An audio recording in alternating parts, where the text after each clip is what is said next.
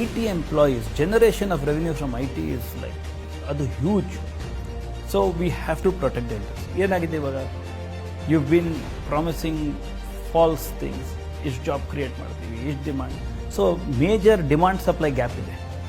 So ಅದರಿಂದ ಏನಾಗ್ತಾ ಇದೆ, ಹೈರಿಂಗ್ ಮಾಡ್ತಾ ಇದ್ದಾರೆ, ಫೈರಿಂಗ್ ಮಾಡ್ತಾ ಇದ್ದಾರೆ, there is no proper guidelines ಇಲ್ಲ. ಅದಕ್ಕೆ ಏನು, ಬೆಳಿಗ್ಗೆ ಬರ್ತಾನೆ ಕೆಲಸಕ್ಕೆ, ಸಾಯಂಕಾಲ firing order ಸಿಕ್ಕಿರುತ್ತೆ.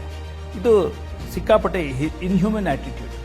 So as an MP, you need to have a national policy on ಯಾರಿಗೆ ಹೈರ್ ಮಾಡ್ತಾ ಇದ್ದೀರಾ, even if you are firing somebody, human policy ಇರಬೇಕು. You should give enough notice. You should have, because this is also ಇದು issue on social security issue.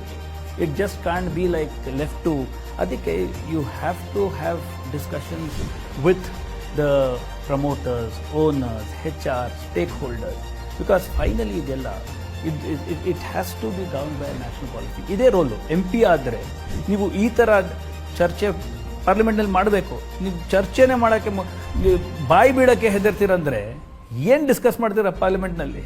ಅದೇ ಹೇಳ್ತಾ ಇರೋದು. 26 weakest MPs which Karnataka has ever elected have been from 2019 to 2024.